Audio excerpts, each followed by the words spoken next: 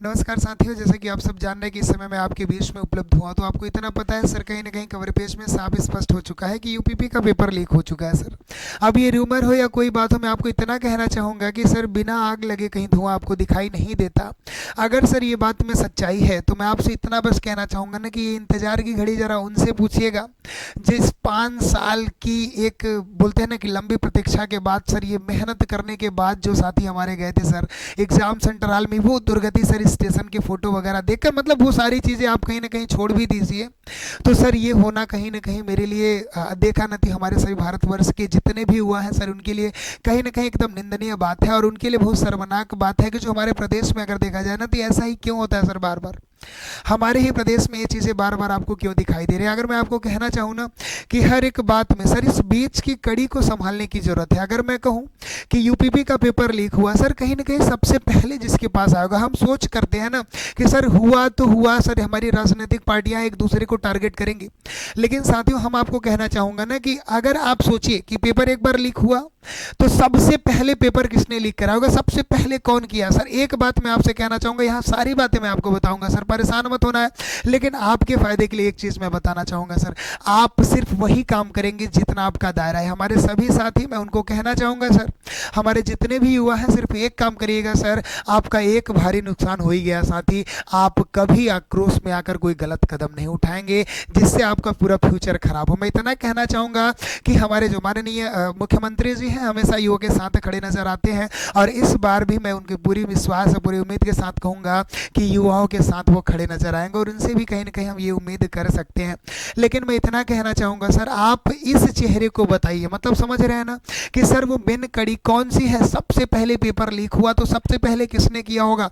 मैं आपको सिर्फ इतना कहना चाहता हूँ कि मेरी बात समझिए सर, एमपी गवर्नमेंट कहीं ना कहीं वहाँ सीबीटी स्टार्ट हो गया सर, कंप्यूटर बेस्ड टेस्ट होना स्टार्ट हो गया, तो यूपी गवर्नमेंट में सर हम ये कहना चाहूँगा कि हमारे लिए सिर्फ एक शर्मनाक और व्यंग्यात्मक रील्स ही बनने लगती है कि आगे उत्तर प्रदेश किसे कहते हैं, वैसा प्रदेश जहाँ पे प्रश्न से पहले उत्तर का पता चल जाता है। मतलब हम कहीं ना कहीं हंसी के पात्र बन चुके हैं माननीय मुख्यमंत्री जी। मैं इतना आपको कहना चाहूँगा कि कहीं ना कहीं 50 लाख अगर फॉर्म थे, बच्चों के 50 लाख फॉर्म थे, आप 2 दिन में कहीं ना कहीं ये व्यवस्था समझ में तो कम आई, 2 दिन में सर 4 पालियों में, मतलब एक पालियों में 12.5 लाख विद्यार्थी कहीं ना कहीं सर ऑफलाइन बैठ के परीक्षा दिए, और उन जगह पे सेंटर गया जहां पूरी तरीके से विद्युतीकरण नहीं है। तो हम ये नहीं कहना चाहेंगे कि हमारे मुख्यमंत्री जी जाएंगे हर जगह के सेंटर का निरीक्षण करेंगे कि कहाँ पे सर विद्युतीकरण नहीं है अच्छे तरीके से, जहां सेंटर जाने की लिए स्थिति नहीं थी वहां सेंटर गए।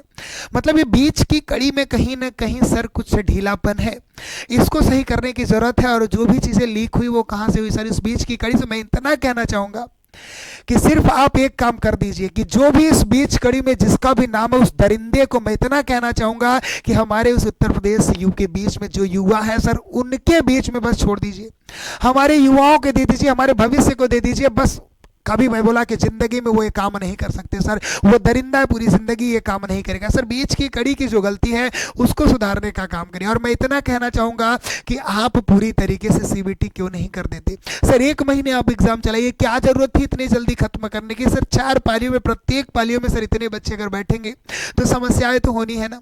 तो मैं इतना कहना चाहूँगा कि हमेशा से आपके ऊपर विश्वास रहा है, और सभी भारतवर्ष के युवाओं का विश्वास आप पे है, तो इतना जरूर करिए, कम से कम आपका सपोर्ट युवाओं के लिए बहुत जरूरी होगा, और हमें विश्वास है कि आप युवाओं के साथ खड़े नजर आएंगे।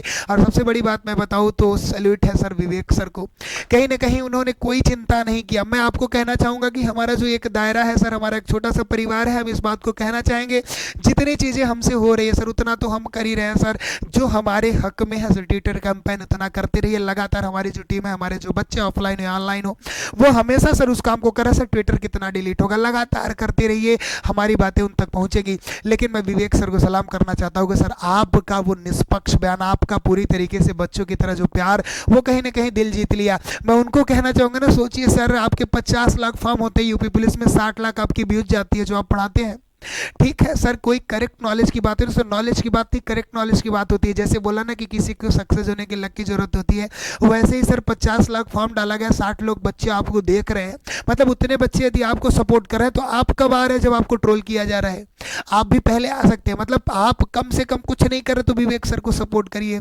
और हमारे इतने भी आपके लिए बच्चों, जो भी हमारे टीचर्स लगे हुए, जो हमारे कहीं ना कहीं आप समझ रहे हैं आपके लिए एक बहुत बड़ी हस्ती, आपके लिए जो टीचर्स लगे हुए उनको मेरा दिल से सलाम है। और जरूर कहने की बात है ना, इतना आप जो आपका दायरा है उतने काम को करते रहिए, आप जरूर इस बात में सफल होंगे। और ट्विटर का जो निशान एक्स है मेरे भाई, आपका अंतिम निर्णय, आपका अंतिम रिजल्ट वही निकलना चाहिए कि यूपी का जो पेपर है यूपीपी का, वो ट्विटर के जिस कंपनी, ट्विटर के जो टाइटल है वो जरूर इसका रिजल्ट होना चाहिए सर, कैंसिल होना चाहिए। क्योंकि सर ये चीज़ें कहीं ना कहीं अभी मैंने देखा कि 8 बजे सर लाइव थे और उसमें जितने भी सारे वो बयान दिए, जितने भी प्रूफ दिए, आप एक बार कहीं ना कहीं एकदम अच्छे तरीके से इसकी जांच परख करेंगे सर। क्योंकि वो युवा बर्बाद हो रहा है कि जो बिल्कुल इतनी मेहनत किया सर, और जो वो कुछ भी नहीं जानता था सर वो सिलेक्शन लेगा सर, ये पॉसिबल नहीं है। इससे हमारे देश को भी तो पीछे ले जाएंगे। वो तैनात जहां रहेगा सर, मतलब एक अनपढ़ को आप पुलिस बना देंगे और एक पढ़े लिखे को आप अगर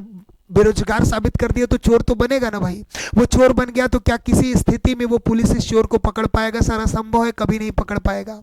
तो आप इस बात को समझिए सर, हमारी ये डिफेंस व्यवस्था, इसको आप लचीला नहीं कर सकते। पूरी तरीके से एकदम अच्छे तरीके से इसकी इंक्वायरी इंटू करने के बाद सर इस पर उचित निर्णय जरूर लीजिएगा। हर एक युवा से आपको विश्वास है, आपकी विश्वास हर एक युवा से। और उन मीडिया वालों को मैं कहना चाहता हूँ सर, आप कम से कम कुछ चीज़ों को सही, कुछ चीज़ों को गलत कहते हैं ना सर, आपके हाथ में सब कुछ है। लेकिन मैं एक बात उन लोगों के लिए 2 लाइन कहना चाहता हूँ। कहते हैं ना कि चाटुकारिता भी आपका है, चाटुकारिता भी तुम्हारा और अखबार भी तुम्हारा। चाटुकारिता भी तुम्हारा है, सच्चाई भी तुम्हारा है। साला तुम सच को झूठ, झूठ को सच भी छाप सकते हो, क्योंकि अखबार भी तुम्हारा है। सब कुछ आप कर सकते हैं, लेकिन कम से कम ईमान को मत बेचिए। जो सच्चाई है उन बात को जरूर दिखाइए, ठीक है ना। तो दोस्तों बिल्कुल परेशान मत होइए। मैं अपने युवाओं को और अपने कहीं ना कहीं स्टूडेंट्स को सर इतना सलाह दूंगा कि आप आक्रोश में आकर कोई कदम नहीं उठाएंगे। इन बीच की कड़ी को आपके मुख्यमंत्री जी जरूर सुधारेंगे सर। और आपके बीच में देखिए आरओ का भी लीक हो गया, मतलब एक शर्मनाक बात है, एक शर्मनाक बात है सर। हमारे उत्तर प्रदेश के लिए सब व्यंग्यात्मक बातें बोल रहे हैं सर, ऐसा नहीं होना चाहिए। और आपसे उम्मीद है आप जरूर बेहतर करेंगे। जय हिंद। बिल्कुल परेशान मत होइएगा साथियों।